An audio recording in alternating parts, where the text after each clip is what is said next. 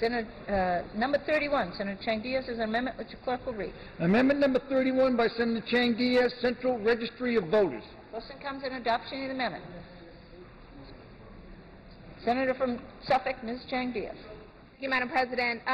This amendment similarly is related to our voter registration information systems, but rather in contrast to the earlier amendment that was offered because it is a savings generator, I offer this amendment because it is a revenue generator for the state, which is why I believe it's relevant for discussion in the context of our budget debate.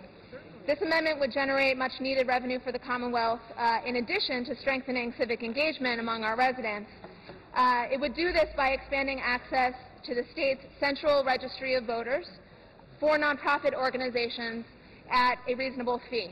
Under current law, MGL Chapter 51, Section 47C makes the Central Voter Registry information available solely to state party committees, statewide candidate committees, the state ballot question committees at a fair and reasonable cost. These are all entities that have the express missions that are electoral missions. Not included in this list are the state's most policy-driven institutions, our nonprofit organizations.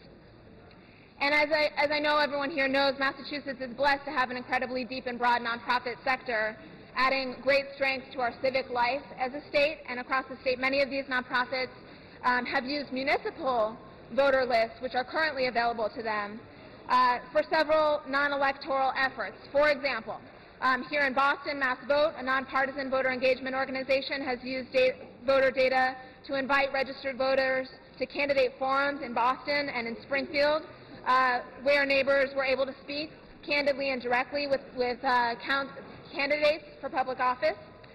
In Lowell, One Lowell, a multi-service community-based organization, used voter data to examine voting barriers among immigrant and refugee voters. Organizations like OISE, which is a statewide Latino civic education organization, have accessed voter data to launch civic capacity building initiatives focused on building an issues agenda for their constituency. So allowing nonprofits to access the statewide voter list is an important civic engagement tool for them, and it will enable them to engage more citizens in our democratic and policy-making processes in order to target legitimate and non-commercial, let me be specific about that, non-commercial services and communications. Currently, nonprofits are able to gain access to this list, but strictly through third-party, for-profit entities that charge a fee that often can reach up to about $30,000 for this list. And for most Massachusetts nonprofits, that fee is beyond their fiscal capacity, as it would also be for the entities that are currently allowed to access it through the Secretary of the Commonwealth's office at a more reasonable fee. So Amendment 31 would make the Central Voter Registry list available to organizations with a nonprofit tax status at a cost of $1,000 for use in civic engagement, public advocacy, and political advocacy only.